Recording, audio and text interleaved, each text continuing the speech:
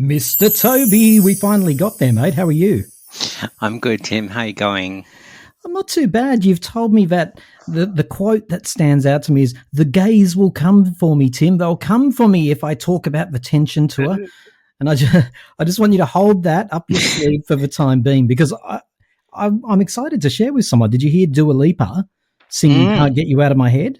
And I saw her with Troye Sivan as well, so... Only online. You didn't go and see her, right? No, I wish. But yes, I've seen the clips. So for those of you who don't know, Dua Lipa is in Australia and she's promised to pull out a famous Australian song at every show and do a cover of it.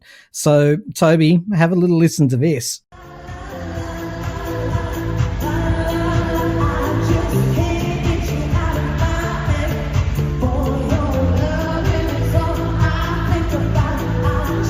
Sing it, Dua.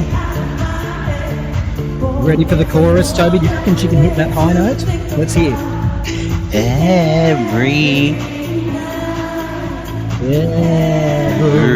day, just to be there. Can she do it?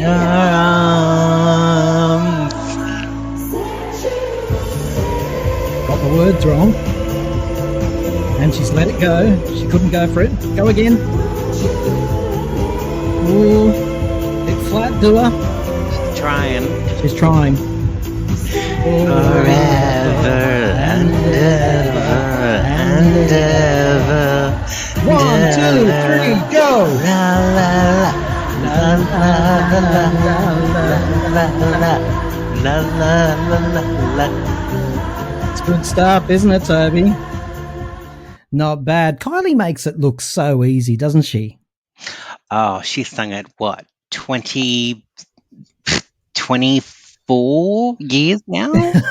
Yeah, that's true, I guess. That's true. In fact, I don't know if you've watched the new American show, the detective in the White House, The Residence or something like that. No, I'm waiting to see it. It's on Netflix now. I watched the first 3. I can't. Like, it's a good show, all right? Folks, don't shoot me. I can tell it's a good show, but it's just too smart for me. I don't get it. I don't know who's doing what. Julian McMahon is frightening in the way that he's aged, not the way he's acting. And I just couldn't. And then, so, Tobi, do you mind a spoiler? It's not really a spoiler. Do you mind me giving you a line? Okay. Yeah. Kylie is performing at the White House when this murder happens because she had to stretch her show while they were investigating this murder. So she looks down the barrel of the camera and she goes, I had to sing Can't Get You Out of My Head 6 fucking times. Can you imagine Kylie saying that? No. But she does. I'm not joking. Straight down the barrel of the camera. I was like, part of me thinks she's probably sick of it. Well, it was just that you did trigger that thought for me when you said she sung it so many times. She actually just said that in this new TV show. So, Tobi, you saw the Tension tour in Sydney. I did. Night 1, 2, or 3. I can't remember. 2. I went on night 2. Night 2. And I will preface it by saying I was not in the best mood when I went. I was a bit flat and I spent the day pumping myself up to go because I was going by myself, which is not unusual. I normally go to concerts by myself, but I was a bit flat. Okay. Any reason you were flat? Was it to do with Kylie or other stuff? No, just my day-to-day life. I was a bit like, Did you almost pull out? I did. That's what I was reading that in your voice. It sounded like you contemplated, fuck this. I thought, because I'm going to have to get an Uber there and I'm going to have to, God knows how, get back home, train, Uber, bus, whatever. And by the way, Tobi, I completely relate to that because I went all the way to Sydney and then had the same issue with the Uber, and there was no way I was touching public transport. Tim doesn't do public transport. So, Tobi, I get that it's for logistics, because if you've got a partner in crime, you navigate the logistics together. Yeah, you go together. Public transport doesn't matter. Yeah, Uber doesn't matter. You look at each other and you go, oh, let's fuck it. Let's just do an Uber, or let's just get on the train. When you're on your own, it truly is distressing. Timing. When am I going to get there? What time am I meant to be there? All of that. So I'm just saying to you, you're not mad. You're not out of your head for thinking, my God, it's a big endeavor, because it was for me. Yeah. And Anyway, you did go. You did go. I went. Yes, I got myself together and I went. I lined up. I went in, and Did you get frisked? I did. Yes. So did I. And then the beginning of the downfall, as I call it, began. Oh, Once I really? got once I got through security, I got told to go to my right to my section, and I did a full lap of the arena only to find out where that person was standing to tell me to go right. I just had to go to my left to I get had in a the feeling door. the story was going that way. And with anyone who's been to the show, we know what that means because there's such high security. Yeah.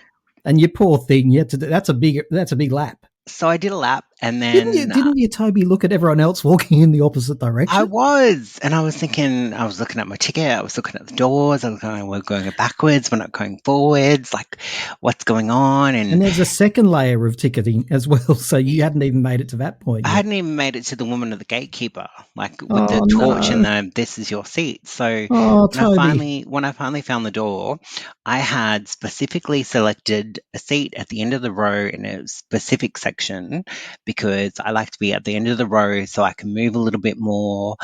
I'm close to the door. I Yeah, know where I'm going. yeah. And I didn't get that ticket on the first or second or third go. Like, I got it when the public sale went on sale. Mm-hmm. And when I walked in the door, the old lady, God bless, with a little flashlight was like, you're right here. You're right here. You're Was she one a step little blonde down. lady? No, she was a fat chick with red hair, probably in her 80s, who was dancing along the whole time I was there. God Oh bless. dear. But every time I stepped out of my seat, she was back in line. So, Really? yeah. So, because you're on the aisle, you can step onto the concrete sort of walkway, which doesn't matter during the Mm. show because no one's using it. But you were using that space to give yourself some space, and she was ushering you back. Yeah, and it gets Oh, better that's because annoying. the girl next to me was a short-statured girl. She had some medical condition. I won't say she was a dwarf, but she was quite short, and she was at the end of the row. And she was with 7 or 8 girlfriends, and she was annoyed that I'd taken the seat that she was sitting in, which was my seat. And She every wanted to time, be on the aisle. yeah. Right, And right. I said, look, I picked this seat, blah, blah, blah.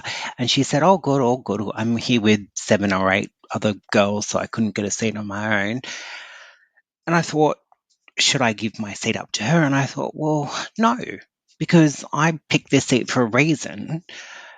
And so every time I sat down, when Kylie said something or did a song that I didn't want to dance to, she was like, oh, it's better when you sit down because then I can see. Oh, And in my dear. mind, I was Oh, like, you no. could have planned better yourself because there are specific seats for specific reasons. Oh, Whenever I listen to Tim and his panel of guests, my toes begin to curl, and I feel just the right amount of tingling all over my aching body.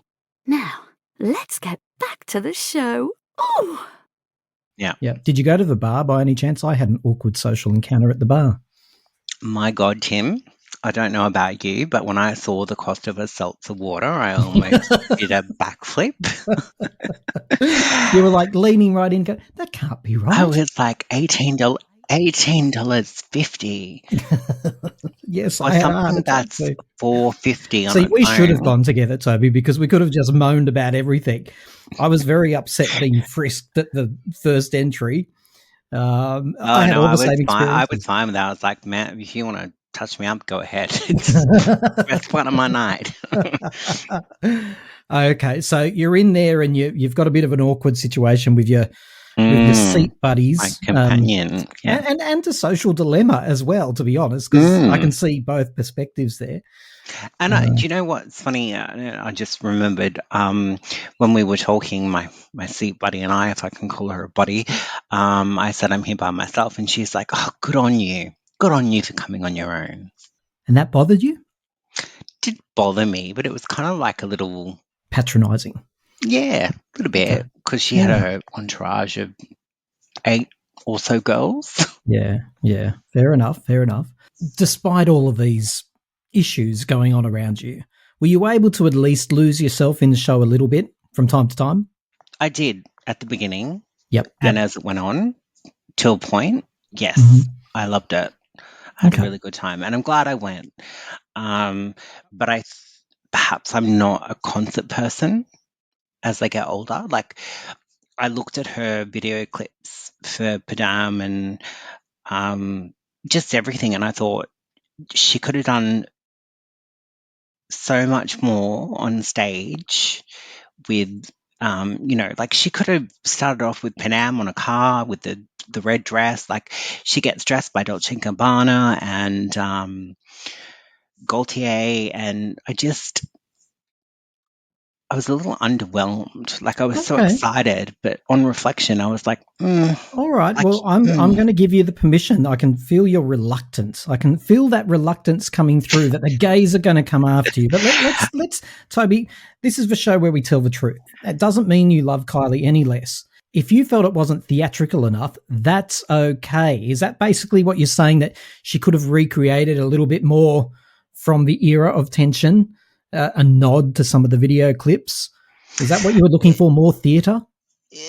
A little bit, yeah. Like, my take was that it was almost a bit of a greatest hits collection, because there wasn't a lot of tension to Tension 1.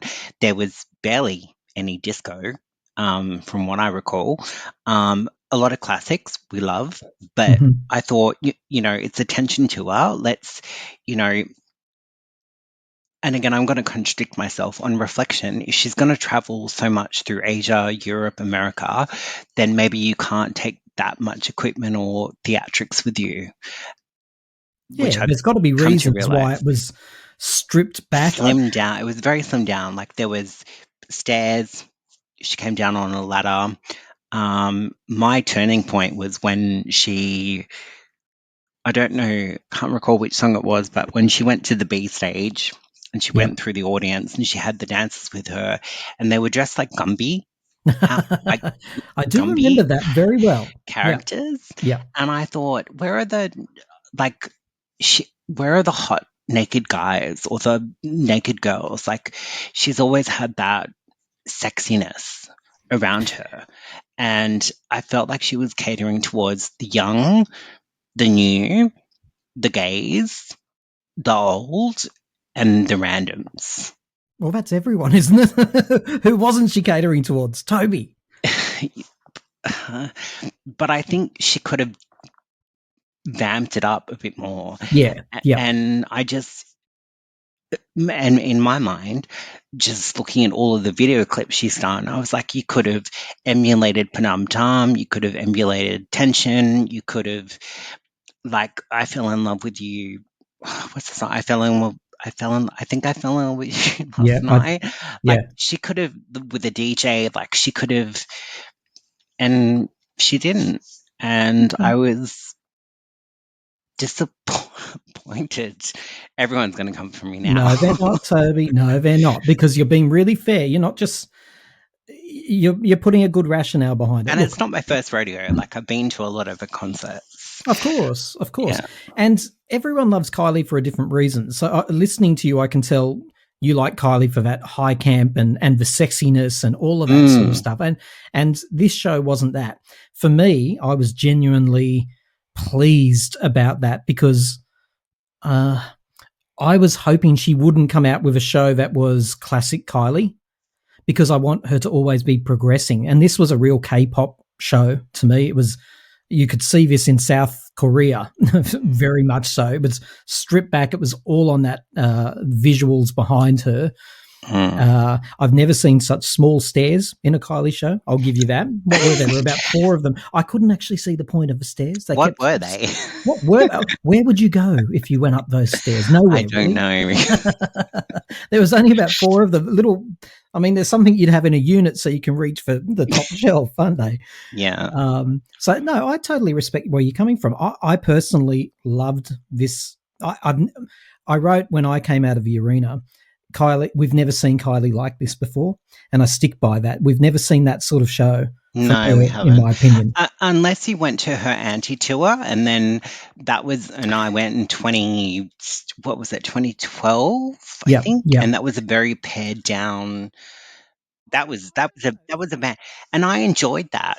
So when you were leaving the arena, how were you feeling at that point? You went in a little bit harassed, a little bit flat. You'd had a few encounters. When you left, how did you feel? I left early, Tim. Um, Oh, Toby. I left, yeah.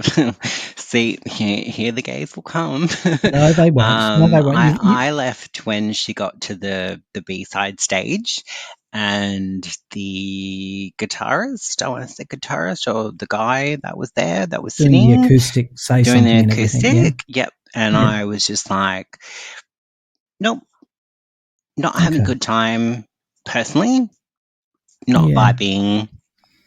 I don't want to have to push to get out with all these other people. The girl next to me was annoying me because she kept bumping me. Yeah. And I thought, you know what? I'm happy I went. I came, I saw, I conquered, and I'm ready to go home. So, Toby, on reflection, do you think you left early because of the show or because you were feeling overwhelmed and you recognize when you're feeling overwhelmed? I think I left partly 50-50, if that makes sense. I was not happy. And then on the other side, I was like, the show was not what I expected it to be. Yeah. And that's no one's fault. That's just my expectation. So I made the Oh, decision to go, and I kind of regret it a little bit because I've looked back at the rest of the show, and I'm kind of like, yeah, it was good. It was really good. But at that time and that point, I was content. I was ready to go. is it possible to be in an arena with 15,000 plus people and feel lonely or alone in that crowd? Oh yeah, yeah, 100%. Like, I tried to make a connection with the girl next to me, and I thought we did, but then she kind of got the shits with me standing up, even though I'm like 5'7". She was annoyed with me standing up, but the beginning was fantastic when she came down with lights, camera, action. Like, the whole arena was alive. We were all alive. We were all with her. We were all together. But I think somewhere along the line, some of us, because when I actually left, and I diverge, there was actually quite a few people leaving. Really? A lot of little kids, which I can understand, but there was quite a few gay couples who were leaving as well. But you So, couldn't tell why they were leaving, but you knew they well, were there was leaving? So they were one going to the girl. bar, for example? Well, there was one girl on a stretcher screaming her head off about something to do with the FBI, A girl getting on a taken stretcher away. Yeah, getting taken away in an by the Ambos? ambulance. Yes. Really? And what was she Yeah. yelling? FBI? Oh, something to do with the FBI, and you don't know what's going on, and Jesus, that'd be quite scary, to be honest, because the yeah. first thing that comes to my mind is terrorism when I hear Wow. that sort of And talk. I was like, she got the really good seltzer water. So She what, sorry? she got the good seltzer water. Yeah, yes, she She must having a have good paid. time. Yeah, totally. Wow. But there were other people leaving as well. But there were other people leaving there. Yeah, there was a lot of young kids leaving, which I can understand. But there was quite a few gay guys, and they weren't drunk or, from what I could see, like on drugs or Mm, anything. mm. Someone asked me for a cigarette, and they seemed quite sober, and I was like, "Sorry, I don't smoke." And they were like, "Yeah, no, all good." And then someone asked me, like, "Where's the train station?" I was like, "No idea, getting an Uber." And they were like, "Oh, where did you get an Uber from?" And I was like, "Well, you had to go around here." And they're like, "Oh, fuck that." Toby, when you left, uh, what did you do with yourself that night for the rest of the night? Did you go straight Um, home? well, essentially, yes, I did. I live quite close to Homebush. That was where the concert was in Sydney. Um, when I got home, I put Tension on. I put her film clips on. Really? Um, I put Pajama on because I loved it so much, and I just kind of thought, well, I've just seen my idol. She was a few 100 meters, if that, away. And this is what I've seen from her over the last couple of years. And I just kind of immerse myself in that. Well, that's a nice thing to do. That's a nice thing to do. Yeah, I did that. And then everyone was like, how was it? How was it? How was it?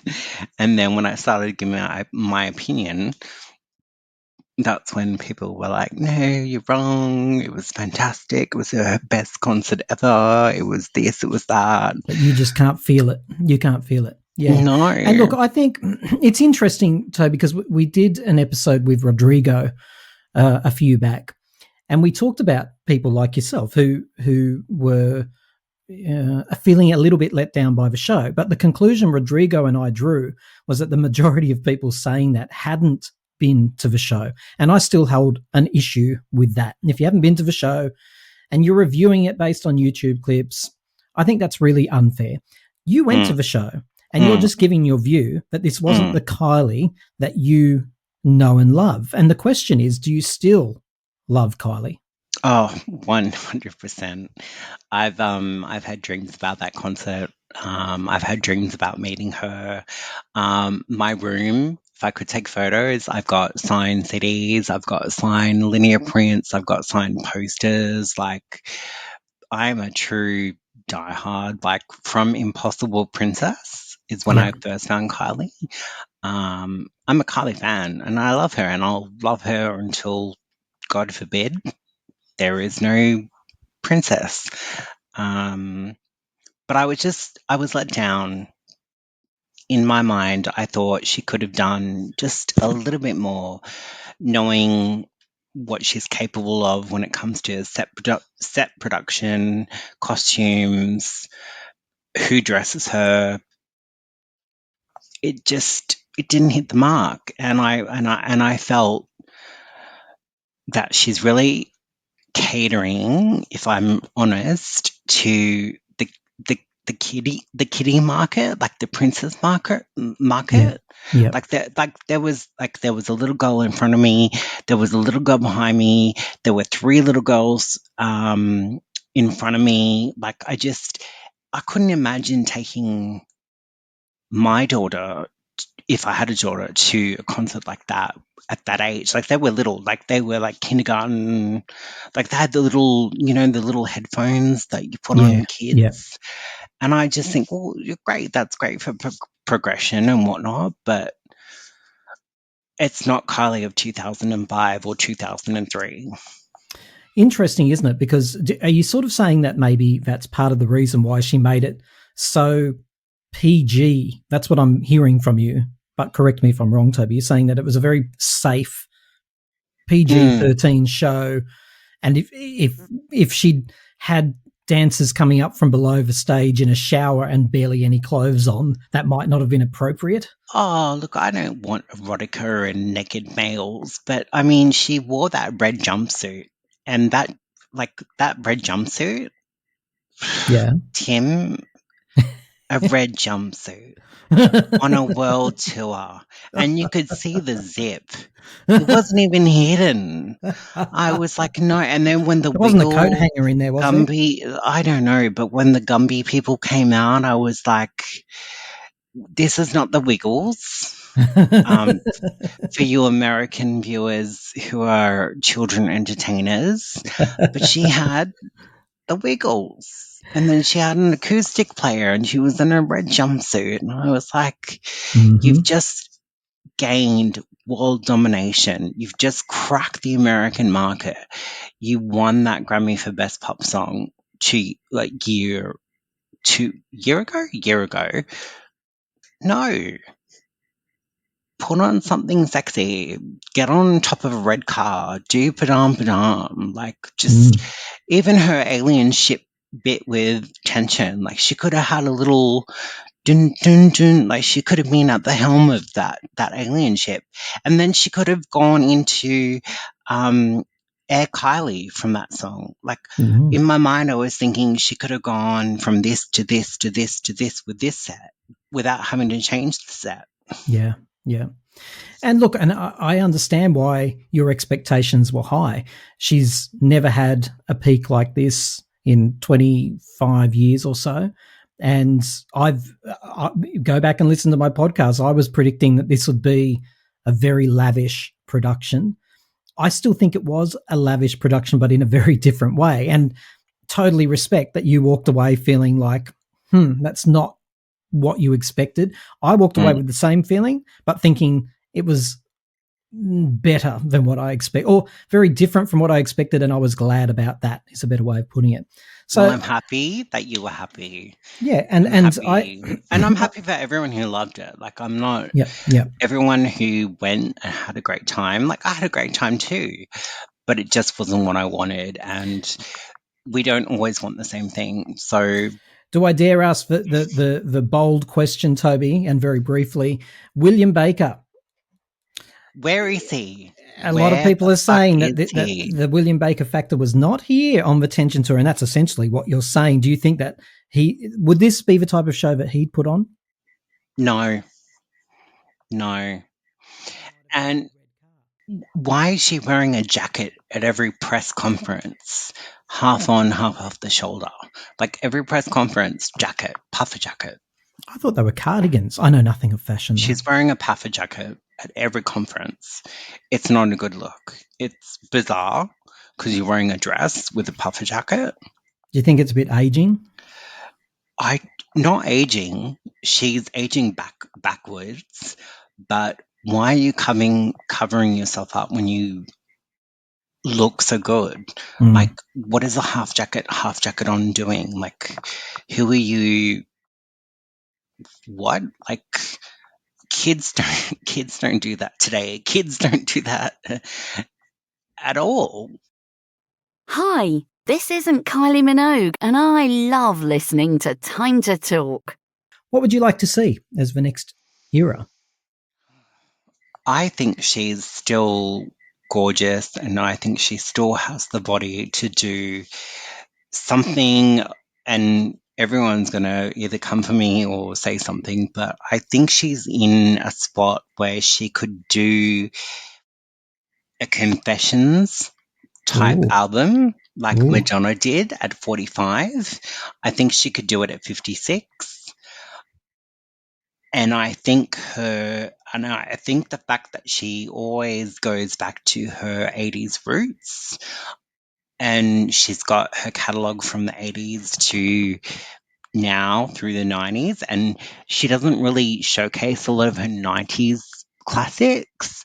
I think she could do a really good confession type album. A little bit less clothes, a little bit more sexy, not like Kiss Me Once, which was too much like random porn with her bouncing on a ball. Sexy, not sexual. Yeah, 100%. And Madonna's about to do Confessions too. I know, I've heard the rumors, and I'm loving that rumor, and I hope that rumor will happen, because that is the one Madonna concert, the original Confessions concert, I would have loved to have seen. Amazing, wasn't it? Absolutely amazing. I've watched that DVD 1,000 times. It's brilliant. Me too. You've got the DVD. I've got the DVD too. yeah. It was I think it was 2 discs in there. I can't remember what the second. Maybe the second was the second one was the making. The making. If that was a very good documentary too. Tell me, was that Tell Me a Secret or something like that? I think. Yes. Anyway. Tell Me a Secret. Yes. Yeah. Very good. Like whoever made that one too. It was very. It was awesome. Classy and sophisticated. Yeah. I loved the handwriting too. I remember, don't know why I'm getting memories like that, but they did it very well. But Toby, look, thank you for being so honest.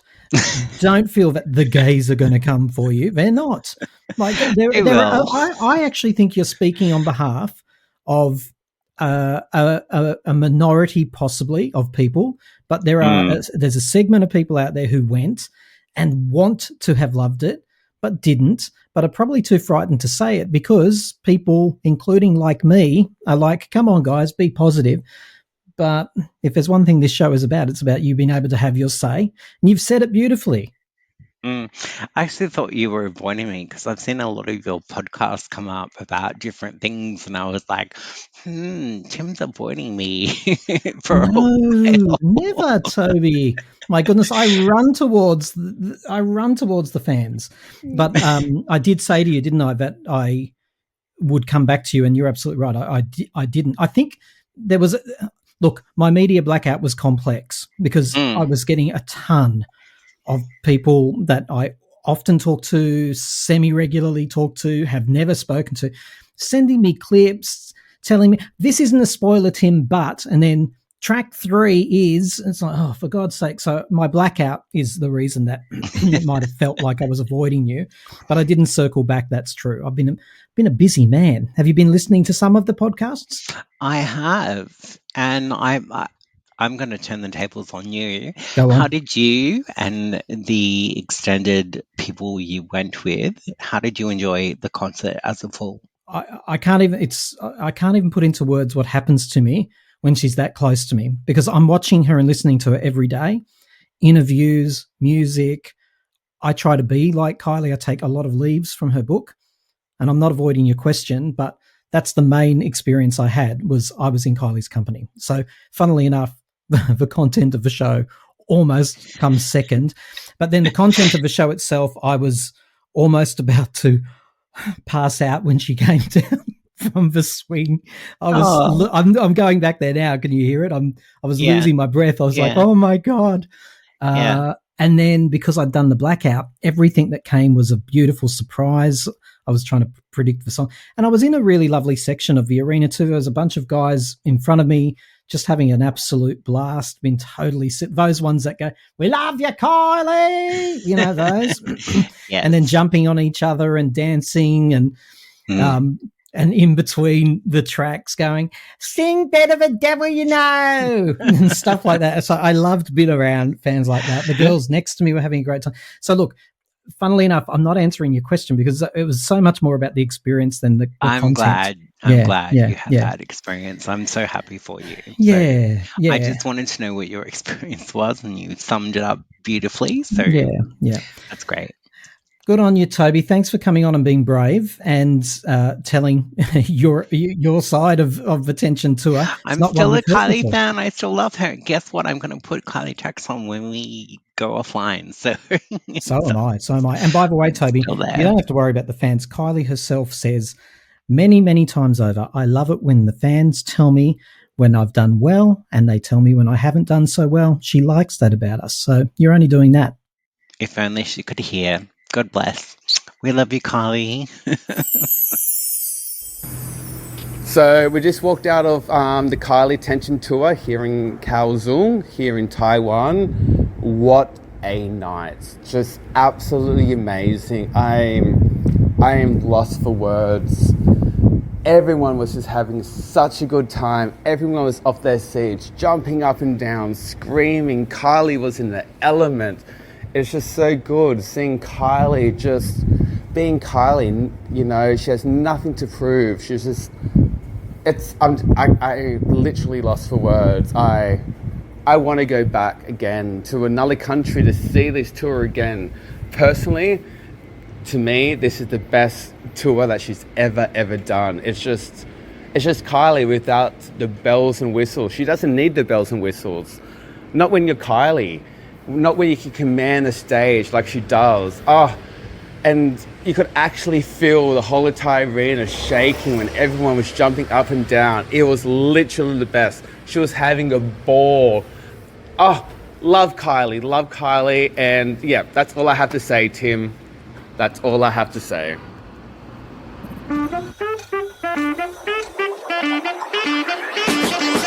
Hey, Time to Talk family. This is Tim Power, host of the podcast where amateurs talk about icons. To keep our show commercial free, we rely on your support. Many of you have chucked in just a couple of bucks, or sometimes more, which lets Time to Talk Australia pay its way. There's no obligation, of course. Keep listening to us no matter what. Liking and sharing our content is also a huge help.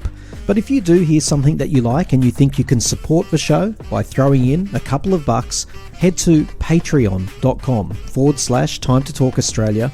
The link is in the description of this podcast. Hi Tim and Time to Talk listeners, this is Danny from Melbourne, and I'd just like to say your latest podcast made me very angry. And as always, we want your voice memos.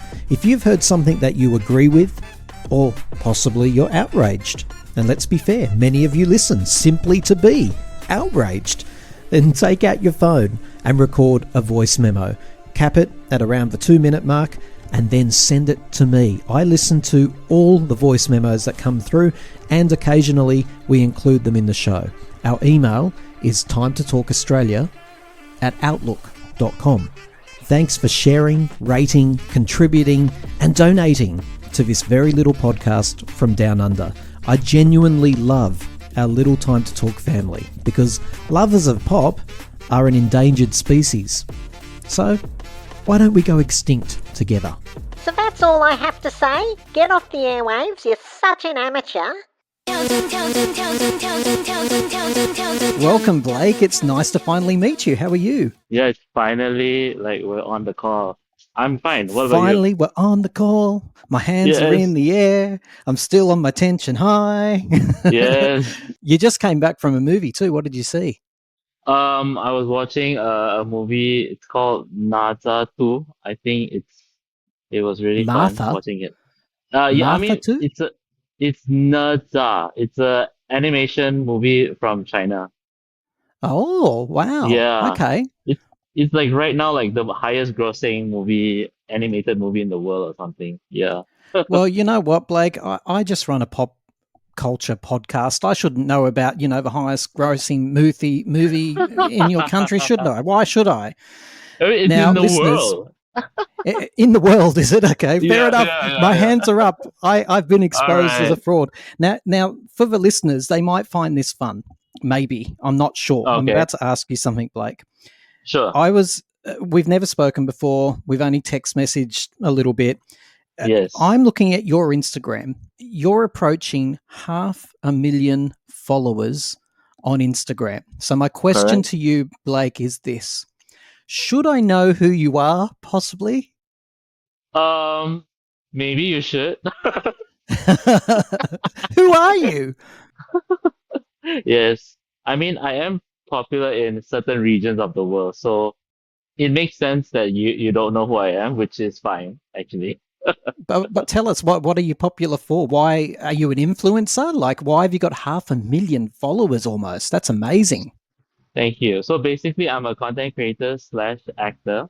Most of my contents are for South India, and I'm from Malaysia, so I know like 6 languages.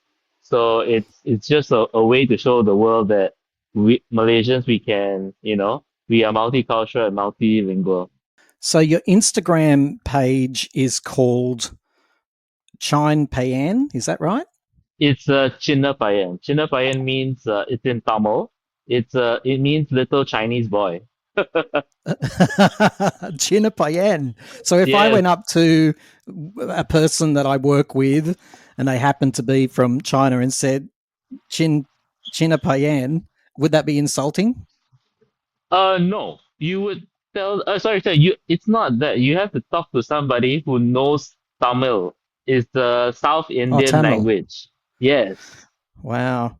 I'm Yeah. making a complete fool of myself. Thank you for being very patient with me because I It's haven't got a single okay. thing right in this conversation. China Payan, little Chinese boy. Yes. You got the pronunciation right. China Payan, okay. Yeah. And you're not from China. You're from Malaysia, aren't you? I'm from Malaysia. Yes, correct. Then why do you call yourself little Chinese boy? Because I'm still Chinese, but I think that's the thing with the people don't understand the difference between like a nationality and like the race, I guess. So you're Chinese, but Yeah. were raised in Malaysia. I'm like third generation Malaysian, so Right. yeah, I don't know anybody in China. Okay. Well, this has been very enlightening so far. I don't know about you, but I'm having a ball. Yeah, I love explaining. Who is this stupid Australian guy I had to talk to? So tell us about your channel, if you call Instagram a channel. I'm looking at all your videos. What are they mainly about? There's lots of hilarity and silliness and humor on there, I can see. Correct. So I'm basically I do Tamil like songs and dance and like comedies.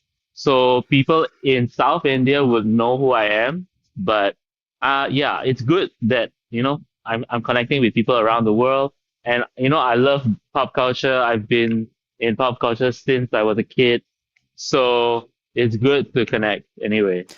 Would people recognize you in in India, for example? Definitely. Really? Yeah, What I the mean, Blake? Listen, just all the right. most important thing I'm going to ask you this conversation. What the hell are you doing on a stupid little show like this? I mean, it's fun. I love Kylie. It's my first time going to Taiwan. It's my first time going to her concert. And I don't mind, talking to people around the world. Did you hear It that, broadens, everyone? Blake doesn't yeah. mind. Blake doesn't mind mixing with the little people every now and then, as long as he can go back to I, his little mansion. oh, So, I wish. do you make good money from being an influencer or whatever you call yourself? Um, Is there I, money in it? I think it's not as great as people think, I guess. I think it totally depends on like what kind of market are you tapping yourself into. Like for me, I would want to be an actor. So the types of opportunities that come my way is a bit limited. And Okay. also my audience is like in Malaysia itself, it's a minority. So yeah, I'm just, So going as I go and survive. do you leverage your Instagram fame, your social media fame, to get acting roles? Have you had acting roles? Have you been in TV, movies, things that we might know?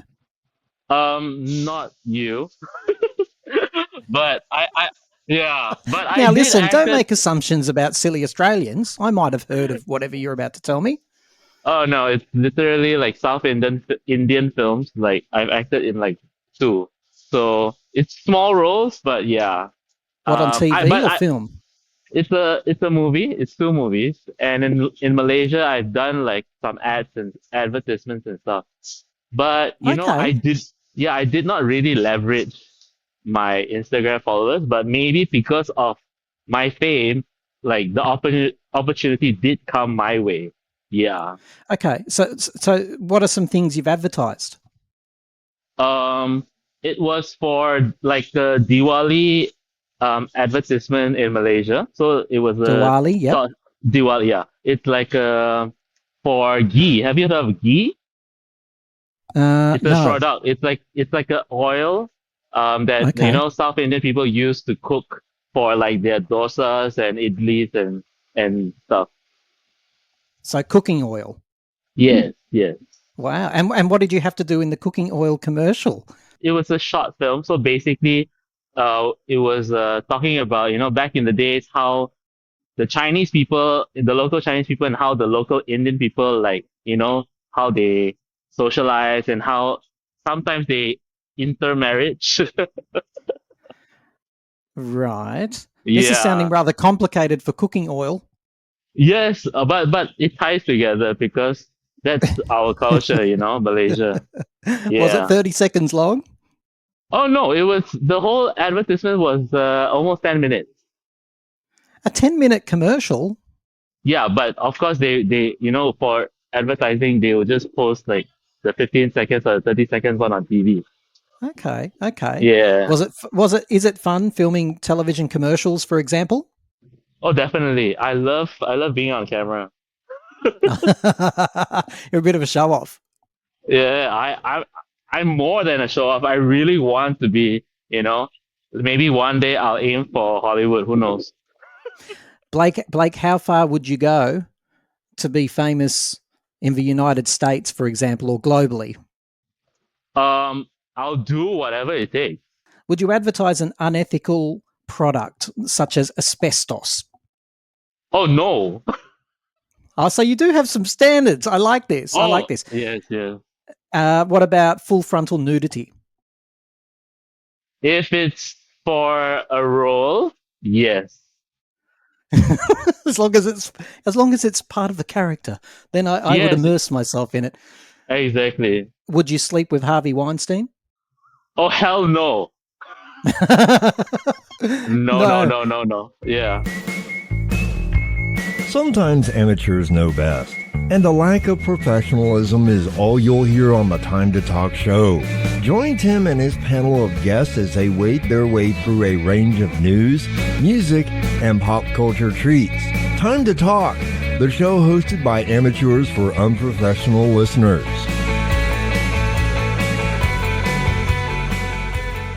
Blake, you're probably wondering why on earth I'm talking to you about all this rubbish, right? We're on the show to talk about Kylie's Tension tour. You were there in Taiwan. Yes, and it was your first Kylie show. Tell us all about it. So basically, I think this is the only time that I was able to afford because I have adult money right now. I started listening to Kylie when I was like a little kid, probably like 5, I guess. I've been How watching old a are you music now? video. I'm 32. Okay. Yeah, So you've been listening so to Kylie for a very long time. yes, very long time. So I think Kylie doesn't really pass by my region, which is like Malaysia. I've seen like some tours, but I couldn't afford. So this tour, Tension tour, I was like, oh my gosh, I really have to get my hands on the tickets. I was actually considering Thailand, uh, but I think Thailand was a little bit more expensive, so I opted for Taiwan. And because I've never been to Taiwan also, so it's like a double whammy. Yes. What was that? Was the venue pretty good? Because that that they couldn't bring the full show there, or they adapted it is a better way of putting it. They didn't have the big swing at the beginning. Was the venue small? Was it big? Can you tell us much about the venue? The venue was actually big, but I guess, yeah, I've seen some clips. I tried to stay off like TikTok, like Kylie, like videos because I didn't want to spoil myself, with what Good she's gonna man. do or what she's gonna perform. But I did see the swing, so I was like, I realized that there are certain parts that they couldn't do, like in Bangkok, for example. So yeah, I think they couldn't do it. Maybe it was like some logistic issues, but the arena wasn't small. It was actually quite big. That's cool. And what was the audience like during the show? Were they really into it? Do you feel like do they know the lyrics to the songs? Do they recognize the tracks that she chose? So basically, because it's my first time in Taiwan, and the concert etiquette is a bit different than what I'm used to. So I was a bit shocked. So I think for me, like the etiquette was a bit bizarre for me because I really wanted to stand and just dance my ass off. But I couldn't really do it. So, but the crowd is really like engaging when the song is like when the song ends. But You know, like what do you mean you couldn't get up and dance your ass off? Do you mean that everyone was sitting down? yeah, in my area, which is a sitting area, like at the top of the arena, yes, most of the people are sitting down. And when I wanted to stand like at the side, I was being like somebody like told on me, and the people asked me to go back to my seat. Really? That's Yeah, amazing.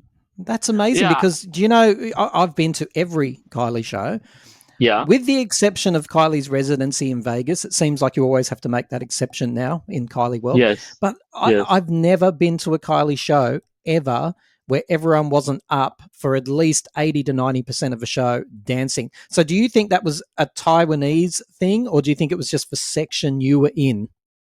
I think it's first it's the section thing because I can see like on the people that are on the floor like they was dancing, they were Ah, standing up. So I think it's like a section thing where those are the seats, plus also a concert etiquette thing in East Asia, which I have heard of, and this it's my first time experiencing it. So yeah, wow. Okay, so I mean that's quite frustrating for you because a Kylie concert is about getting up and dancing and interacting, I suppose. But that doesn't mean they weren't having a good time. You're saying that the people around you were still applauding a lot. Yeah. Yeah, They applaud a lot. They cheered a lot. Like whenever Kylie spoke to the audience, everyone was very interactive. And that's why I think she had a really good time, when she was performing for us. Well, I heard from other people, and I think from Kylie herself on her own social media, that the Taiwanese show was apparently extraordinary. Like the energy was apparently amazing. Did you feel that energy in that arena? I can feel it, but I was away from it. Okay. So you had your hands up going, give me a bit of this energy, give me a bit of this energy. Yes, I love it. I was creating the energy myself because I at that moment when I was told to go back to my seat, I just made it the point that okay, it's just me and Kylie. That's it. I don't care about anyone else. Like I'm just gonna sit there and have a good time. Good for you. And who told you to go back to your seat? Was it security or was it just another audience member? It was security. Yeah. All right, hang on. I can feel a headline coming on in India. Famous influencer escorted back to seat by security. I can see a headline. We could leverage this, Blake. You can become internationally famous for this scandal. For not being able to dance. Is there any photos with did he put your arm up behind your back and did he manhandle you? Oh, no. It was very nice because Taiwanese people are very courteous. So can we say that security manhandled you then? Can we just say it? I don't think so. I don't feel right. I just felt it was the audience that was the one that told on me. So there was this person beside me. So I was like, well, you couldn't tell it to my face. Oh, I like you. You're a very nice person. You really are. Thank you. Tell me about the show. Which part of the show did you absolutely love? I love that she played a lot of my favorite songs. Like when Time Bomb came on, I was like, holy shit! I did not expect her to perform that because it's such a I think for us Kylie fans, it's kind of like a sleeper hit, but for us, it's like number one on our charts. Yes. So when she performed it, I literally squealed. And Time Bomb came in a brilliant part of the show too, didn't it? With Second to Midnight, not Second to Midnight. A minute. What is that? I'm getting my midnights wrapped up. Edge of Saturday Night. Yeah, Edge of Saturday Night. Yeah.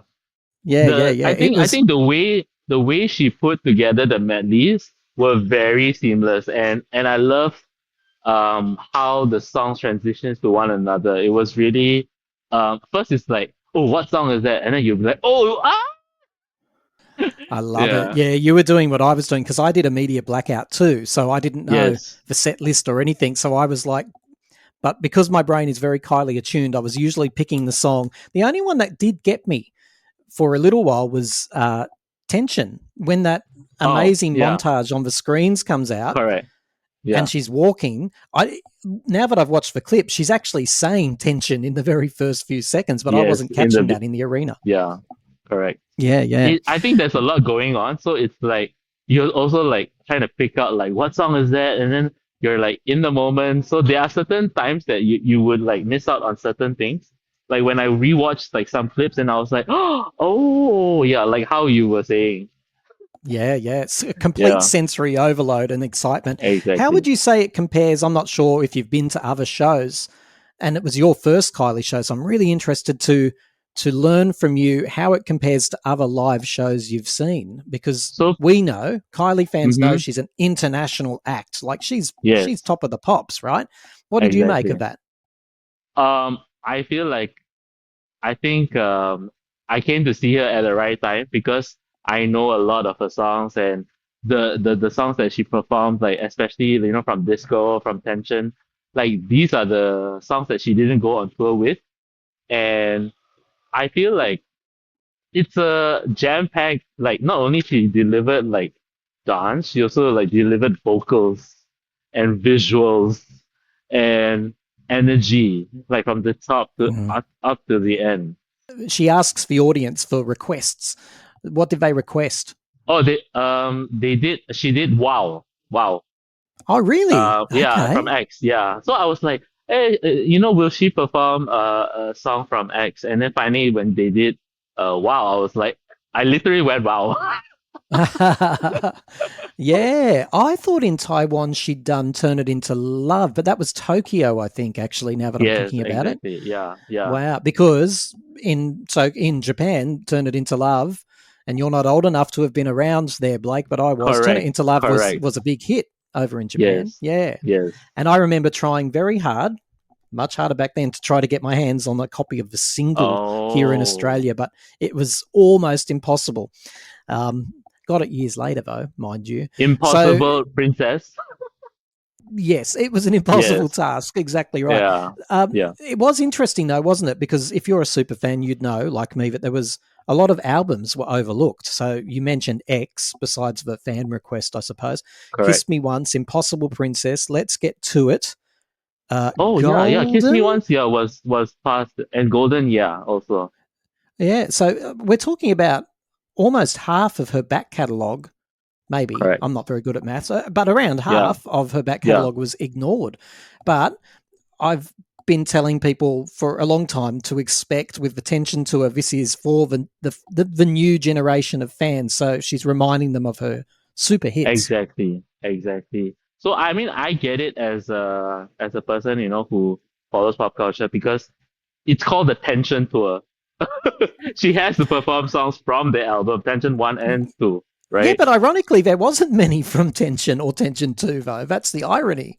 Oh yeah, there is. Yeah, I think there's only so many songs that you can perform in a 2.5 hour show. Of course, Um, yeah. yeah. But So what's one show that what's one song that you would have loved to have heard that you didn't get to hear though? What's one of those oh, sleeper tracks? I think this was me after the concert. I just realized like, oh, she didn't. I would have loved to hear "I Believe in You." Oh, do you know that was in show number 1? Yeah, I mean, I didn't know because I was on a blackout. No, Yeah, that's right. But that she so changed it. Oh, maybe even correct. show number 2 as well. But yeah, yeah. And one more would be the one from X also. Yes. I think a lot of fans are saying that. And you know what? With the one, I Yeah. believe that would have fit into this tour. Like it had the same sonic. It would have fit nicely Yes. around the time bomb. Maybe I don't know, but it It's would have fit it's somewhere, ethereal, wouldn't it? I think it would come Exactly. like before maybe All the Lovers. I think it would fit. Yes. Yes, that's a good. Yeah. That's nice placement. Nice placement. Yes, exactly. Yeah. Oh, I'm just so glad you had a great time, though, Blake. I want everyone who goes to see Kylie for the first time to Yes. always remember it. Oh, I definitely it's etched in my head right now. If she returns to your part of the world again, you'll be going back to see her by the sounds of it. Definitely if she does like a Eras tour, like definitely I would go for it. So An that we can have Eras a tour. proper, yeah, it's something like what Taylor Swift did. I'm Mm, pretty sure she can do it.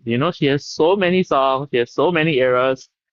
Um, yeah, it would be not a great bad for the idea for fans. Kylie, isn't Yeah, it? Absolutely. yeah.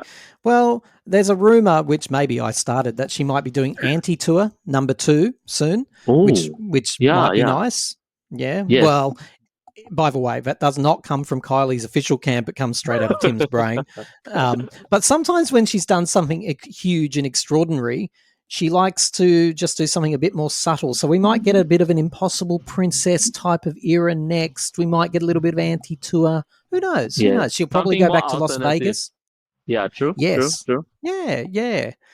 Well, Blake, it's been interesting talking to somebody who turns out to be quite famous in one of the biggest territories on planet Earth without even Yes. knowing that. And you've been very patient with me, a low life in the gutters, in the slums of Oh Australia, no. for talking to me. Thank you for lowering yourself to me. Hold on, like I might be coming to Sydney though. Who knows? Like there is a possibility. So yeah. Will there be fans at the airport to meet you? No. I'm just gonna be there like good day, mate. Say it again. Good day, mate. That's not bad, Blake. That's actually really quite good. Have you got any other? Have No. you got? Have you got more Australian expressions other than "G'day, mate"? I mean, it's the famous "ner." That's Kath and Nerd. Kim, though, isn't it? Right. I guess what else? Can Down you say on the dingo took my baby? the dingo took my baby. I'm so bad. I'm so bad at accents. Okay, I can start like a California one, and I'll end up like I don't know in London or something. Like very bad. Yeah, same here, same here. I actually think you got that Australian one not too bad. G'day, mate. G'day, mate. Thank you. Do I sound Australian to you? I get letters every now Yes, and then. you're like the typical Australian. Yeah. Oh, good. I'm glad to hear. Well, all those people who write to me and go, "Can't you talk Australian if you're Australian?" Up yours, mate, because Blake just said I sound bloody Australian, mate. All right. Yes, exactly. Like that's what Look- we other parts of like the world. That's what we think Australian sounds like, and you sound like it. Just call me Crocodile Dundee. Crocodile Dante. I've loved talking to you, Blake. Thank you Yes. so much. Thanks for having me. Accents are funny things, aren't they? Because I'd argue that I don't have an accent. It's you. Yeah, you. I'm pointing at you. You've got the funny accent, not me. Some of you message and you say that you enjoy the accent, and others write and they say you don't seem very Australian at all, Tim. You don't seem to have an accent, so go figure. Do you think I have an accent? And maybe you remember when Meryl Streep had a crack at the Australian accent. It's incredible. There must be crack. Nobody's going to believe that line of bull. In 10 minutes, let me get this straight. In 10 minutes, I'm supposed to have taken the baby back to the tent, put her down, put on my tracksuit pants, right? Then carted her off to the car, cut her throat, cut her head off with the nail scissors, mind you, stuffed her body back in the camera bag. Have you seen the size of that, by the way? And I hurry up and clean up the blood out the car, and then picked up a can of baked beans because Aiden, who's been here, presumably, all the time, watching, I suppose, is still hungry. So I take him back to the tent and take off my tracksuit pants and sprinkle blood, my own baby's blood, round the tent and on Regan. And then, oh yes, but when do I make the little dingo tracks round the side of the tent? Right around that time, I suppose. And then we have a happy race back to the barbecue, as though nothing had happened. It's pretty good, right? If I met that character in real life, I would absolutely know that she wasn't multi-generational Australian. Apparently, the Australian accent is fairly hard to mimic. And you Americans, yes, you Americans, well, in your pop culture, the Australian accent is always absolutely embarrassing. I'll be sitting there watching Netflix and they'll bring in some American actor doing an Australian accent and you're like, no, that's really poor. And it's the same in Britain, actually. There's a very particular episode of Some Mothers Do Have 'Em. I think Frank is trying to immigrate to Australia and he goes to the Australian embassy. And there's a very well-known, he's now passed away, a well-known British actor, can't remember his name, and he plays the Australian ambassador, and that accent is absolutely appalling.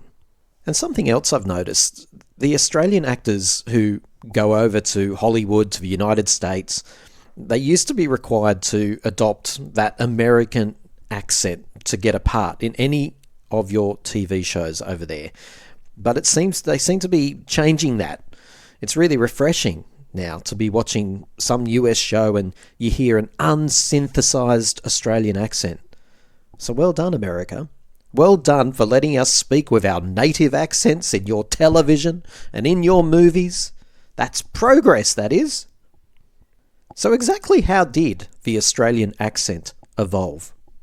This Australian accent was a mix of all the British accents in one, and it had never been heard in Britain before, and there's a very good reason for that.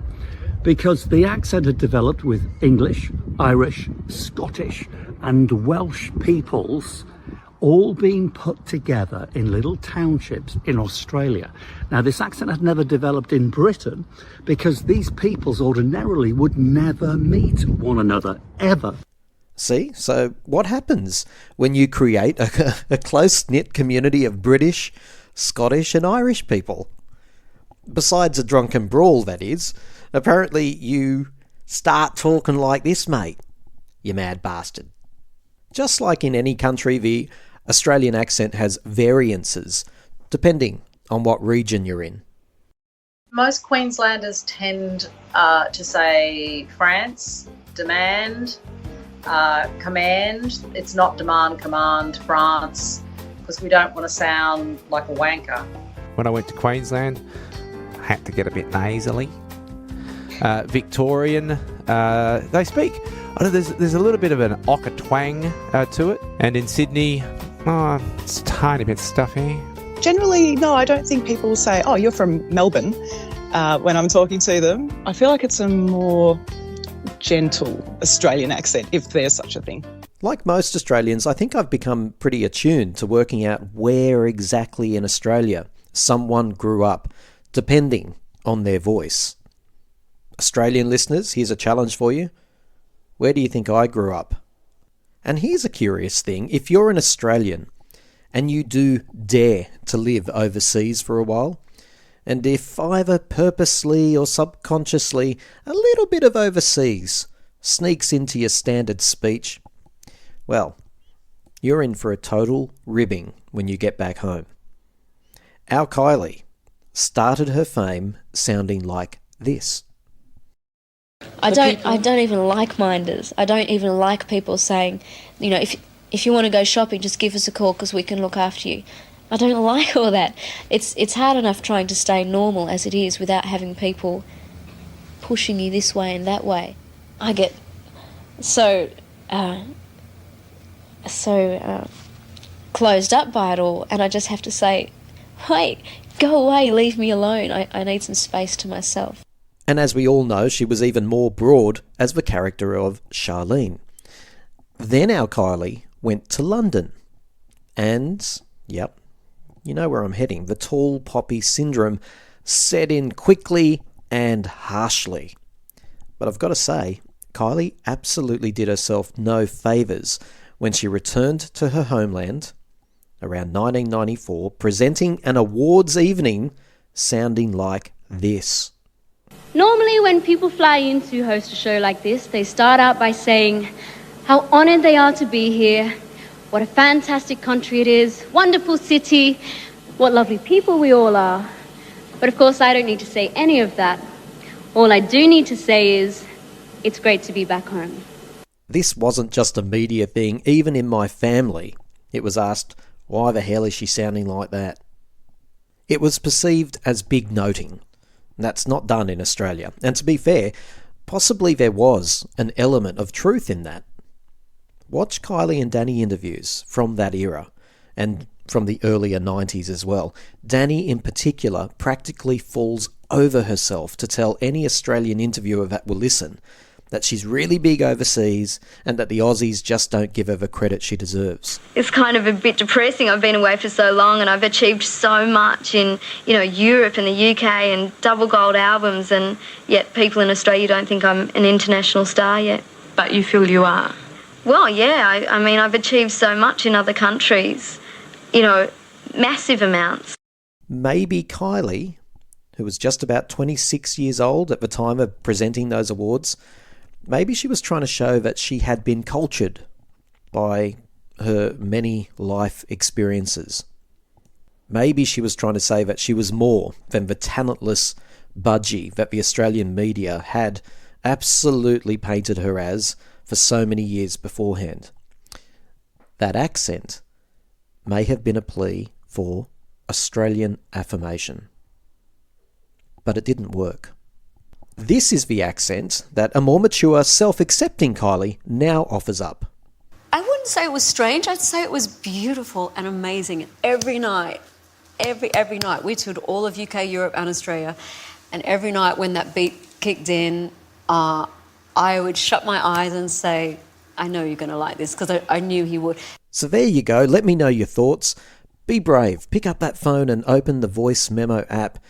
Even if you just want to say hi, that you listen to the show. I know there's so many silent listeners out there, and it's sort of odd. I want to hear from you. I want you to send me a message. Time to talk Australia@outlook.com. I will absolutely listen to it, possibly put it in one of the future shows.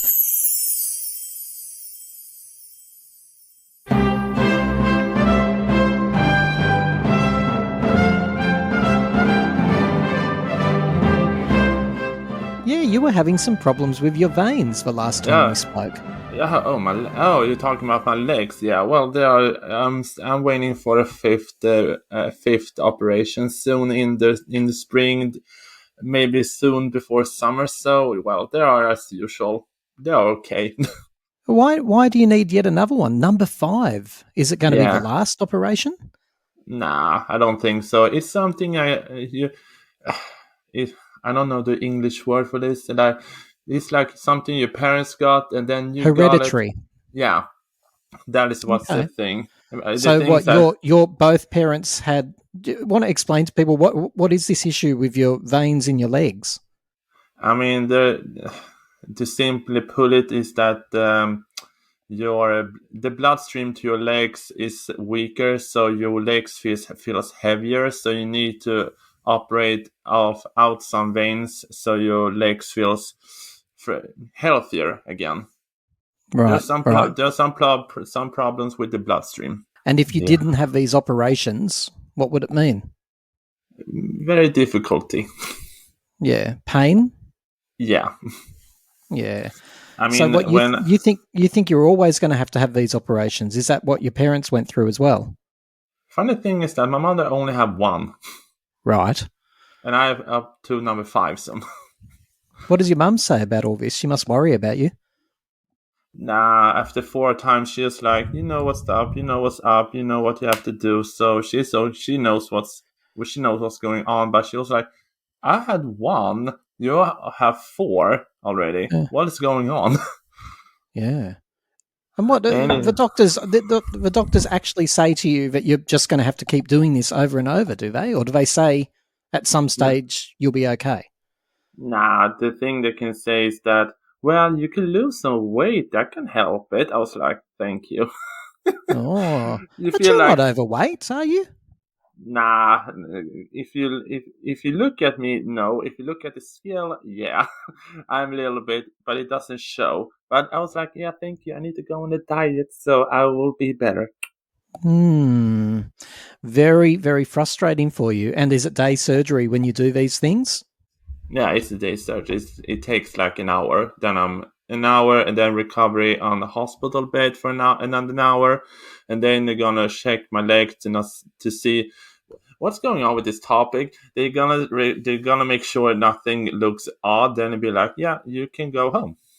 It takes like 6 hours in total. So I know I shouldn't worry for you, Henrick, but I do. It's not something that is normal, is it, to have to go and have operations on veins on your leg? What do they do? Drain the vein or? How sensitive are this topic?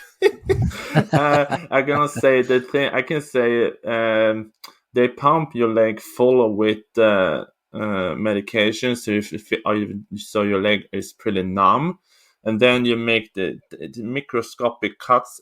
They draw a line where the veins are, and then microscopic cuts, and then they rip them out. You don't feel a thing. They take the veins out?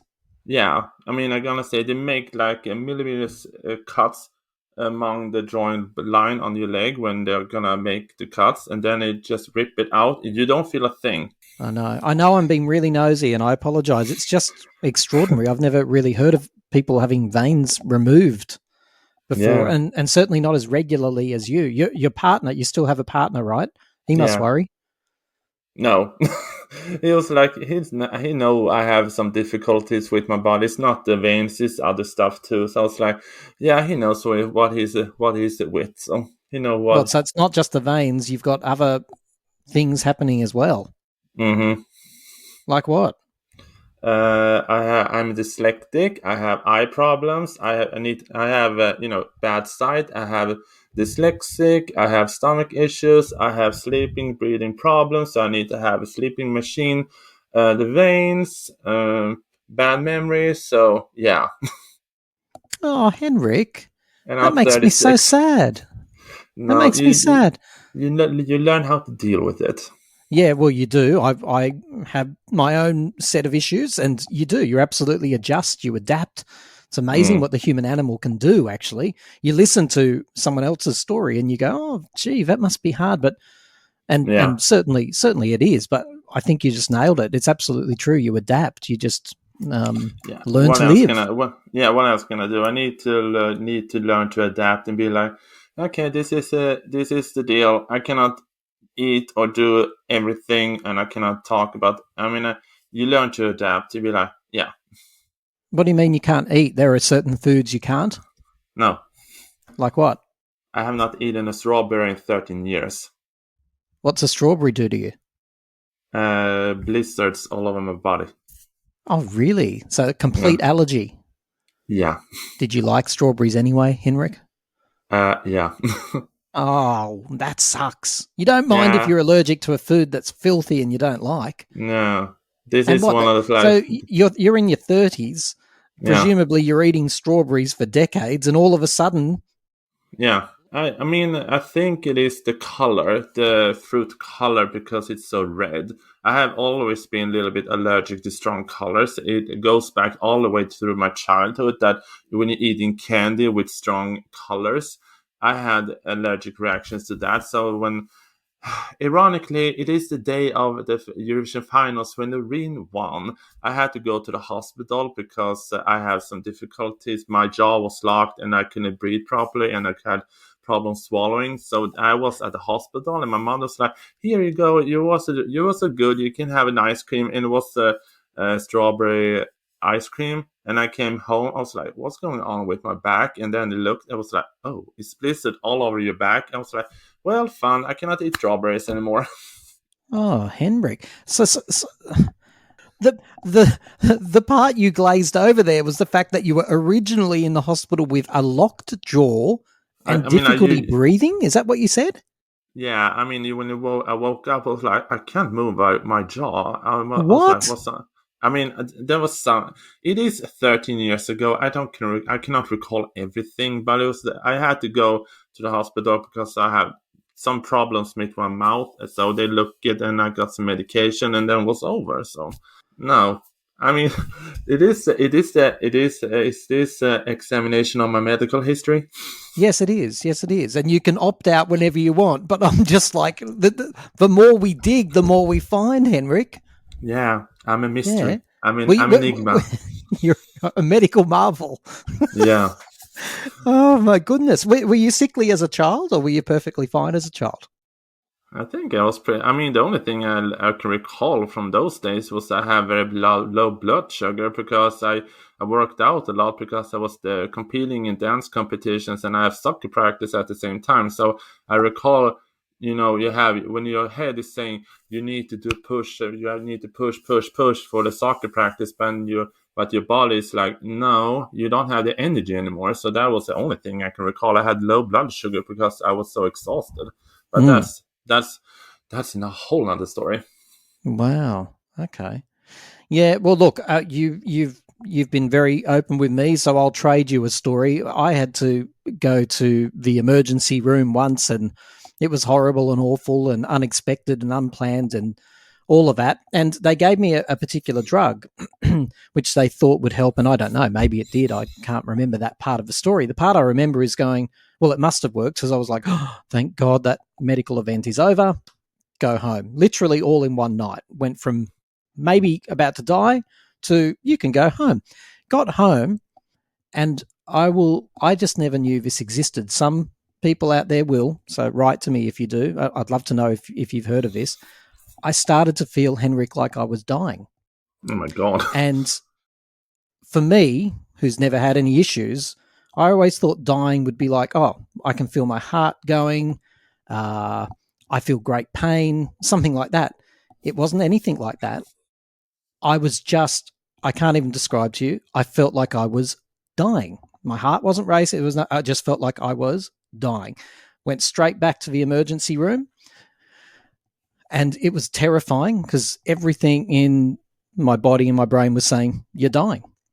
And oh my God. I got in, and the doctor, who was very sympathetic, but he goes, oh, the drug, he's looking at his clipboard as they do, the drug we gave you sometimes in like 5% of people or 3% of people, whatever, has this effect where you feel like you're dying.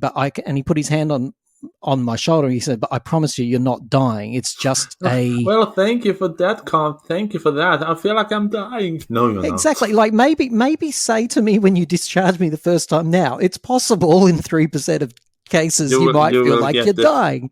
Yeah, you would get the feeling. And then he said, the good news is every hour that passes, it will halve. And I'm like, well, but how many hours until it's nothing? Because I'm dying. It was horrible, extraordinarily frightening, like really was, because I still don't really understand it. And it's got a name that sounds like a dinosaur. Now I say it. You know, when they ask you when you go to the doctor or anywhere, do you have any allergies? I always go, yes. Pterodactyl or Brontosaurus. It's something like that. I know. And then we're like, so there you go. We've Henrick, you and I must be sensationally old exchanging health stories like that. Yeah. This isn't Janet Jackson, and I love listening to Time to Talk. Many of our listeners don't even know what Eurovision is, so here we go. They've probably heard of it. The Eurovision Song Contest, often shortened to Eurovision, is an annual international song competition organised by the European Broadcasting Union, where participating countries send artists to perform live, original songs, with the winner determined by a combination of jury and public votes. And quite frankly, Henrick, it's a system that no man has ever worked out or understood ever in the history of Eurovision. But you're going to tell us what's happening with Eurovision 2025. You're very excited, right?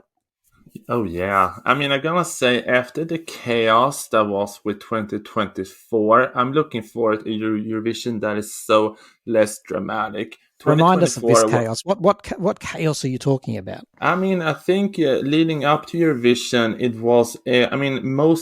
Most of the drama was, should Israel be in the competition or not? It was that should Israel be in this competition or not?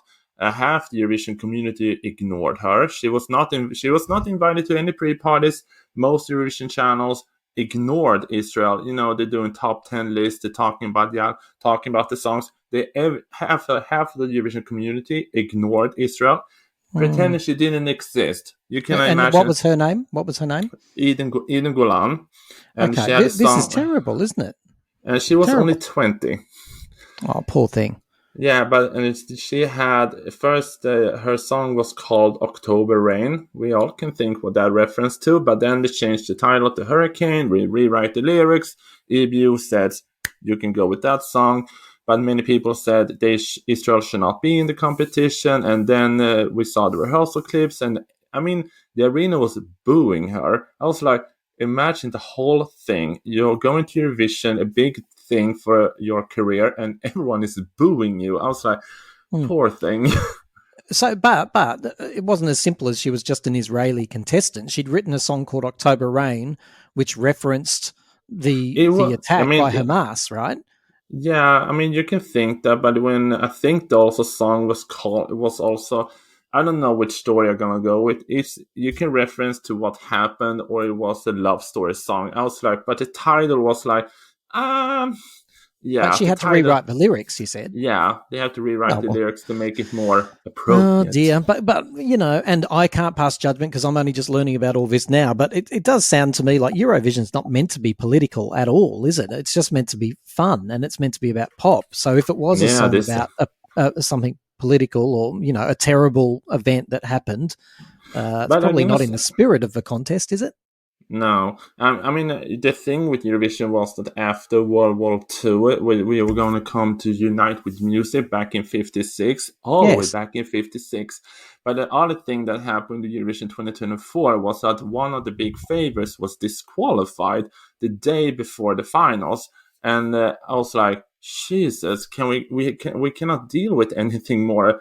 It was then the singer from the Netherlands, Joyce Klein, with his song Europapa. He was disqualified because of an assault accusation towards a crew member. I mean, the case was dismissed months later, but he was disqualified the day before the final. So you can imagine the chaos in Eurovision back then. So where is it being hosted in 2025? Yeah, the winner. I mean, I'm gonna say the winner was the non-binary singing Nemo with the Code, who was doing a very opera pop song. So we are going to Basel, and it was in Switzerland. Switzerland in 2025 because the winner was from Switzerland. You said that the winner was non-binary. Yeah, I think that person identifies as non-binary, and Remind me what non-binary means. I don't think you connect with any gender. I don't know either. But people say they are non-binary. They're them, they. I was like, okay, you do you, boo. Okay, and were they a worthy winner? I mean, I gotta say, I would. Yeah, I think that song was a great winner. But looking at the top 5, we had Croatia, we had Ukraine, we had France, and also Israel. But I'm gonna say everyone within the top 5 would have been the winner. But Switzerland was the jury winner, but I think it was the public 5th, if I don't recall wrong, because the public would have loved Croatia, Baby Lasagna, Rimidimidig to win. But no, Switzerland won. We've got Gojo, who's he's a musician. I really like him. He was interviewed when he was selected. He was interviewed on lots of local shows here. I really like the sound of his music. He's got a great look. And the track that he's some of his man. Is that what the Milkshake Man? Yes, that's right. Yeah. That's right. So I'm looking forward to him going over there. But give us the highlights, Henrick. Give us the highlights for the 2025 contest. I mean, I'm gonna say, not as also biased, I'm gonna say we have many favorites this year, and it's also a very campy song. Like you said, we have the Gojo with Milkshake Man. We have a song from Estonia talking about Espresso Macchiato song. I mean, you have the song from Malta who had to rename her title because the title was very can I say this on YouTube? You can say whatever you want on this show. God, we've said a few bad things already. Her title was KNT. So the Maltese singer was basically saying that she was serving cunt. And I was like, wait, you said what? But the thing is that in Maltese, that word means singing. So basically, she was saying, I'm serving vocals. But she has to reshape the title because that word in another spelling is something totally different. So sorry, it's spelt. Let's be really clear about this. K N K. How do you say KANT? KANT. Yeah. And in Maltese that means singing. Yeah. So she was serving singing. That's unfortunate, isn't it? Yeah, she had to reshape the title. So now her song is called Serving. But I was like, we all know what the crowd is going to yell in this semi. Yes. The crowd is going to yell it. And well, Henrick, I'm already voting for Malta so far. What else can you tell us about 2025? I mean, Sweden for once is not sending a Polish pop song. We are going to send something from actually very Finnish this time. We have a trio, Kai, who was originally from Finland, who's going to represent us. They are talking about only bathing sauna, but bada bada bastu. So we are sending actually a very fun song this time, and many people are very surprised that we actually picked that one because Måns Zelmerlöw with his song, the former Eurovision winner back from 2015, lost the finals. But we have an opera singer from Austria who is serving so much great vocals. So we might go to Vienna next year if I'm gonna predict. If I'm gonna count out Sweden, I may be thinking that actually Austria will win Eurovision this time. Austria. So Austria's put in a bit of an operatic track. Sounds good. Yeah, with great vocals. Oh, great vocals. JJ with Wasted Love. Great vocals. And then talking about Denmark, I have predicted going very far. We have a singer from the Faroe Islands, which is a part of Denmark, called Sisal, and she's singing a song called Hallucination. And it's a very disco track with great vocals. I saw one of the commentary channels giving her compliments in the equality of Sia. I was like, girl, yes. Now, remind us, does the United States participate in Eurovision? No, thank God they're not. Why do you say it like that?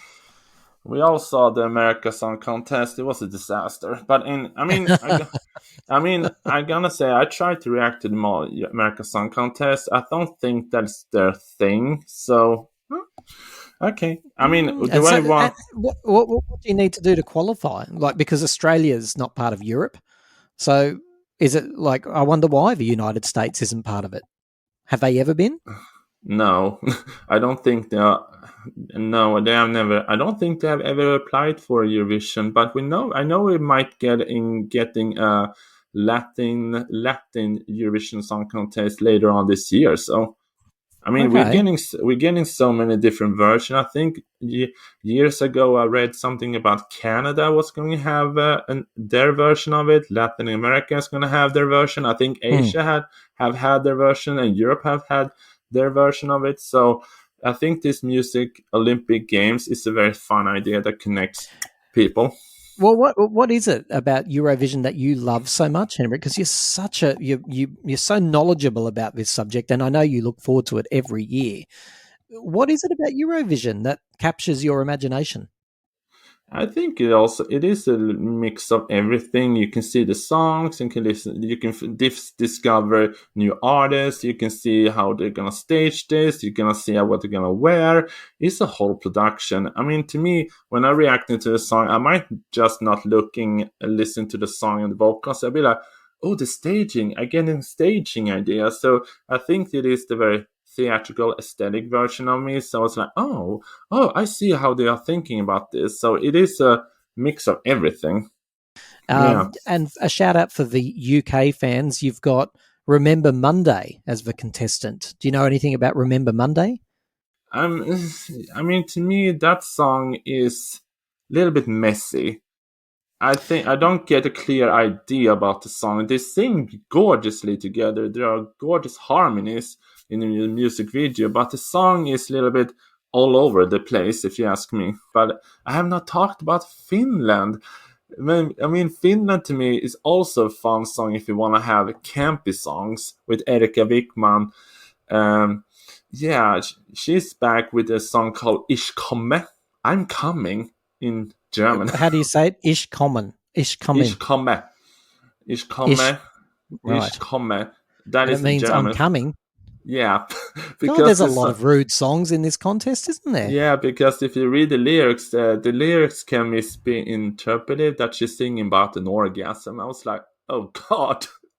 Yeah, of course. First thing that popped into my mind. Yeah, we have different God themes. knows how she's going to present that theatrically. Be worried, everyone. You need to watch the live performance of UMK, their national selection. She's a phenomenal stage performer.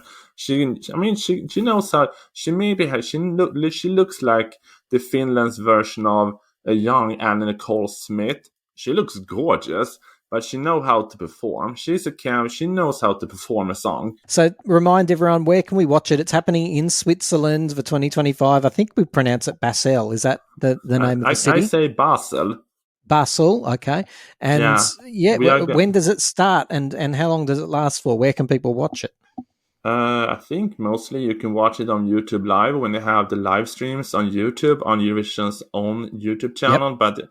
And then I think it is week 19, so it is middle of May. So I think it is in 2 months. About 2 months away, so start getting excited. People start looking at the entries. There are 37 participants. There are... We were supposed to be 38, but I forgot to say that. We have a country who withdraw, Moldova. Oh, Moldova withdrew. Why? We were supposed to be 38 countries, but I think it was a financial reason. They didn't go through with the stay in this competition for this year. But yeah, it's just a shame. I mean, can I brag a little bit also? Of course you can brag. I love a brag. Yeah, I mean, when I did my shorts video, I talked about the one that's going to represent Israel. I think, if I may be wrong, her name is Yuval Raphael, and I think she is, if the story tells me correct, she's an October 7th survivor, but she has a great vocals. And when I talked about that in my shorts video, you know what they did? They added that to the announcement on Israeli TV. Oh, really? From your YouTube video? Yeah, so I was sent an email from a subscriber, and I was like barely awake. I was like, what's going on? And then I clicked on the email. I was like, you're Israeli TV. I was like, what? Isn't that fantastic? Congratulations! Yeah, I've seen other content creators when their videos are being used on TV as well. And I was like, yay! Well, you have to tell us now. Where can people go and find your channel? Well, boo, me and my memory. You don't remember your own channel? Nah, sometimes I forget the name. Sorry. Oh, that's okay. I'm gonna say the easiest way to find me is on Henrick Larson Eurovision channel. So, yeah. Well, there you go, ladies and gentlemen. Go and visit Henrick's channel. Henrick, thank you for talking to me.